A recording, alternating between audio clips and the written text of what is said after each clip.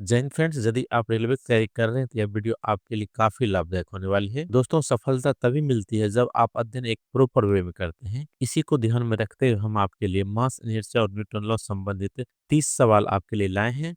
और इनसे पहले 2 वीडियो और आ चुके हैं इसी चैप्टर के, उसे भी देखिए, जिससे कि आपके सफलता में यह काफी मददगार साबित होगी। इसी तरह चैप्टर वाइज अध्ययन करने के लिए हमारे चैनल को लाइक करें, शेयर करें, सब्सक्राइब करें, जिससे कि आने वाली वीडियो की नोटिफिकेशन आपको मिलती रहे। और शुरू करते हैं आज का पहला सवाल। जरूरत किस पर निर्भर करता है?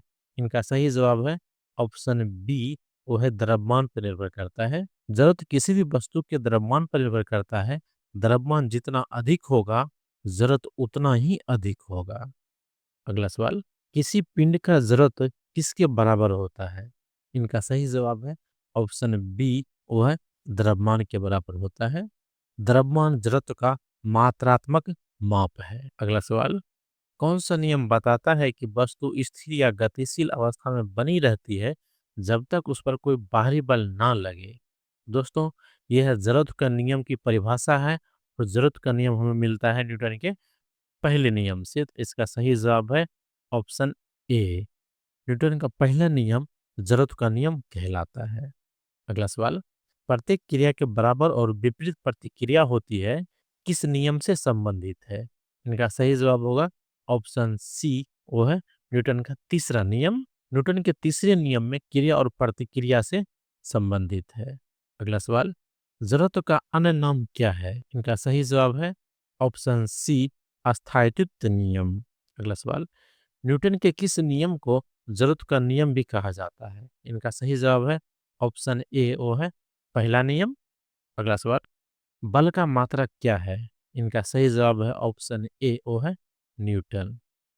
बल का एसआई मात्रक न्यूटन होता है और न्यूटन का हम बड़ी एन से लिखते हैं। अगला सवाल, यदि किसी वस्तु पर शून्य बल कार्य कर रहा है तो वह क्या करेगी? इनका सही जवाब है ऑप्शन सी, गति में कोई बदलाव नहीं हो, क्योंकि वस्तु अपनी वर्तमान गति की अवस्था बनाए रखना चाहेगी। अगला सवाल, बल किसका गुणनफल है? इनका सही जवाब है ऑप्शन ए, द्रव्यमान और त्वरण का गुणनफल है। बल का परिभाषा है द्रव्यमान गुणा त्वरण, यानी एफ बराबर एम ए। अगला सवाल, कोई वस्तु तभी गति करती है जब उस पर कौन सा बल कार्य करता है? इनका सही जवाब है ऑप्शन बी, वो है असंतुलित बल। असंतुलित बल ही वस्तु की गति में परिवर्तन करता है। अगला सवाल, गति में वस्तु पर लगने वाला बल किससे संबंधित होता है? इनका सही जवाब है ऑप्शन डी, इन सभी से। उसमें द्रव्यमान भी शामिल है, त्वरण भी शामिल है और बल भी शामिल है। गति में परिवर्तन द्रव्यमान, त्वरण और बल पर निर्भर करता है। अगला सवाल, जरूरत किस प्रकार का गुण है? इनका सही जवाब है ऑप्शन ए, वह भौतिक गुण है। अगला सवाल, गति में परिवर्तन करने के लिए किसकी आवश्यकता होती है? इनका सही जवाब है ऑप्शन बी, वो है बल की आवश्यकता होती है। गति में परिवर्तन के लिए बाहरी बल की आवश्यकता होती है। अगला सवाल, न्यूटन का तीसरा नियम किस पर आधारित है? इनका सही जवाब है ऑप्शन बी, बल और प्रतिक्रिया पर।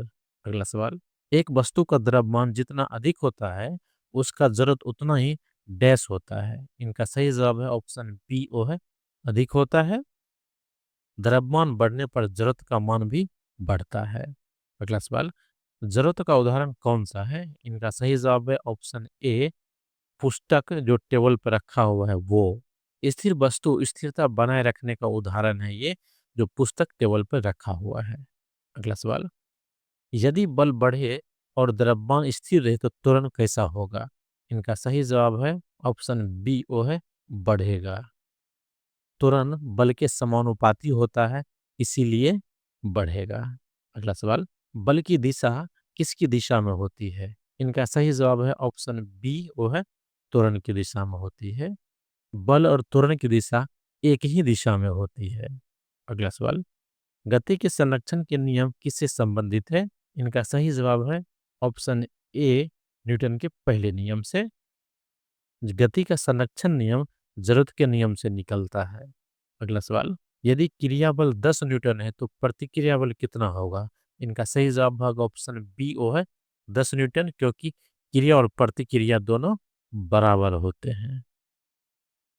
अगला सवाल, किसी वस्तु की गति को रोकने के लिए किस बल की आवश्यकता होती है? इनका सही जवाब है ऑप्शन बी, वो है असंतुलित बल की आवश्यकता होती है। असंतुलित बल ही गति को रोकने के लिए आवश्यकता होती है। अगला सवाल, भार किस पर निर्भर करता है? इनका सही जवाब है ऑप्शन डी, ए और सी दोनों पे, द्रव्यमान और गुरुत्वीय त्वरण पे। भार बराबर द्रव्यमान गुना गुरुत्वीय त्वरण होता है, यानी W बराबर mg। अगला सवाल, बल को किस यंत्र से मापा जाता है? इनका सही जवाब है ऑप्शन बी, स्प्रिंग बैलेंस से। स्प्रिंग बैलेंस बल को न्यूटन में मापते हैं। अगला सवाल, जरूरत किसे रोकता है? इनका सही जवाब होगा ऑप्शन ए, गति में परिवर्तन को।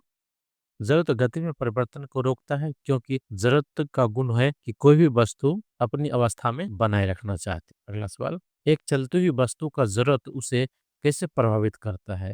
उनका सही जवाब है ऑप्शन ए, रुकने में बाधा डालती है। गतिशील वस्तु जरूरत के कारण अपनी गति बनाए रखना चाहती है। अगला सवाल, गुरुत्व बल किसका उदाहरण है? इनका सही जवाब है ऑप्शन बी, वो है असंतुलित बल का। गुरुत्व एक असंतुलित बल है जो वस्तु को अपनी ओर आकर्षित करता है। अगला सवाल, यदि किसी वस्तु का बल शून्य है तो वह किस अवस्था में रहेगी? इनका सही जवाब है ऑप्शन सी, स्थिर या समान गति में। न्यूटन का पहला नियम इस पे लागू होगा।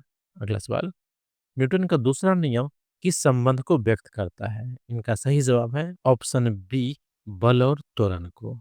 बल त्वरण के समानुपाती होता है, F बराबर ma। अगला सवाल, द्रव्यमान का मात्रक क्या है? इनका सही जवाब है ऑप्शन बी, वो है किलोग्राम। एसआई प्रणाली में द्रव्यमान का मात्रक किलोग्राम है। अगला सवाल, स्थिर वस्तु पर कार्य कर रहे संतुलित बल का क्या परिणाम होगा? इनका सही जवाब होगा ऑप्शन सी, वस्तु स्थिर रहेगी। संतुलित बल लगने पर वस्तु में कोई परिवर्तन नहीं होता है, और किसी वस्तु में यदि परिवर्तन लाना है तो उसमें असंतुलित बल लगाना पड़ेगा। और ऐसे ही सवाल हम आपके लिए हर रोज ला रहे हैं, और ऐसे ही सवाल के लिए हमारे चैनल को लाइक करें, शेयर करें, सब्सक्राइब करें।